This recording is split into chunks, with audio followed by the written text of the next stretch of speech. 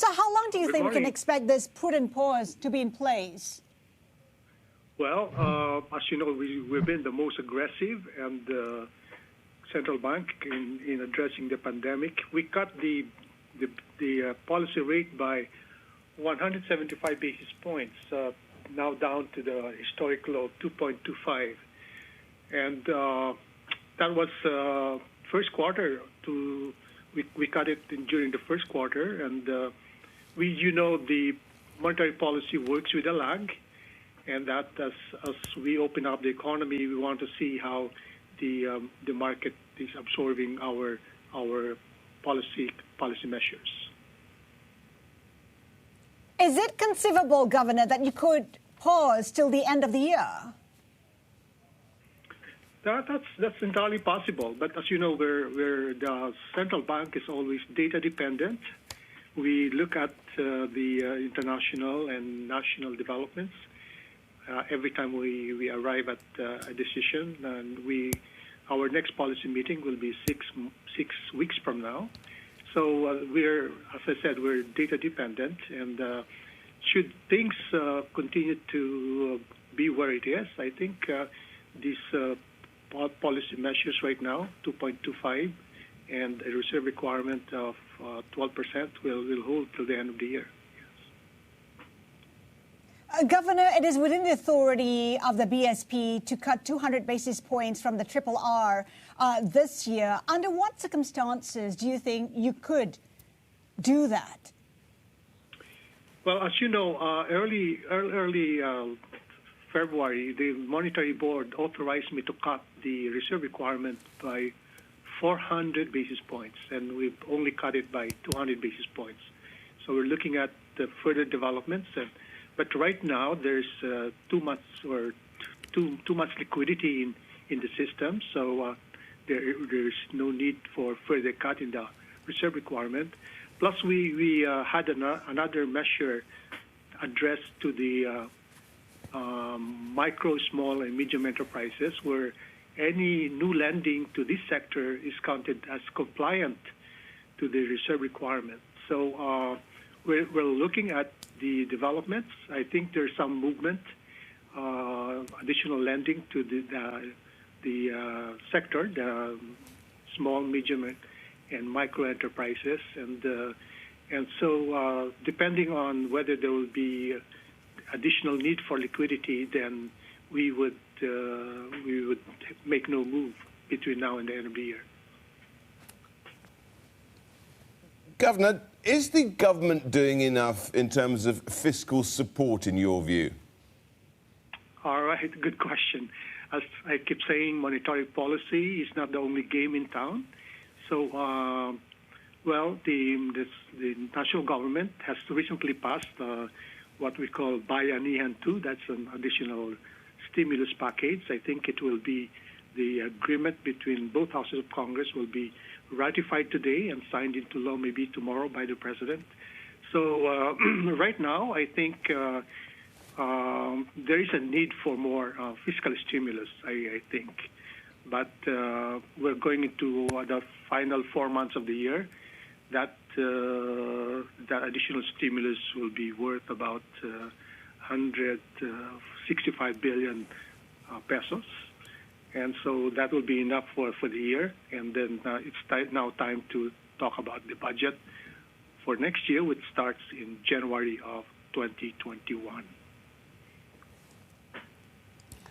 Governor, the peso is one of the best performing emerging market currencies. Are you happy with its strengthening, given it doesn't help your export position very much? Tell us a little bit about that.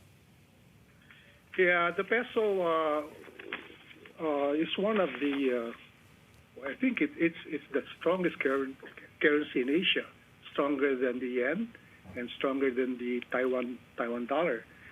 Of course, the strength of the peso, there are winners and there are losers.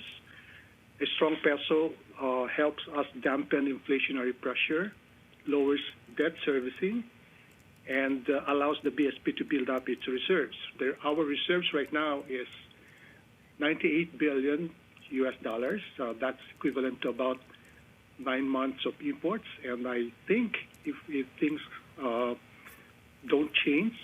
We expect the gross international reserves to reach $100 billion by the end of the year. Now, on the other hand, there are some losers. You mentioned some export-oriented companies, domestic producers of import substitutes, the tourism sector, and some creditors who have lent money in foreign currency, as well as the overseas Filipinos and their families. So that's the peso is where it is. It's given the interplay of supply and demand for currencies and confidence in the Philippine economy. So what we can do is just to continue making the economy more competitive and resilient so that external and foreign exchange market shocks can be addressed appropriately while minimizing the negative impact on the economy and the people's welfare.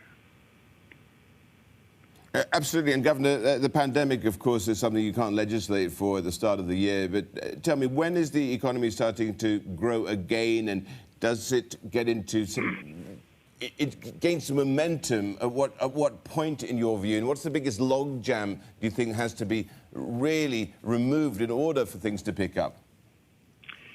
So the economy suffered a huge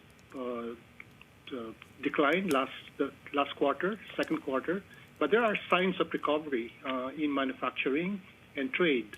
For example, the volume of production index improved to negative 19 in June from negative 39 in April, and exports also improved from negative 13% in June from negative 50% in April.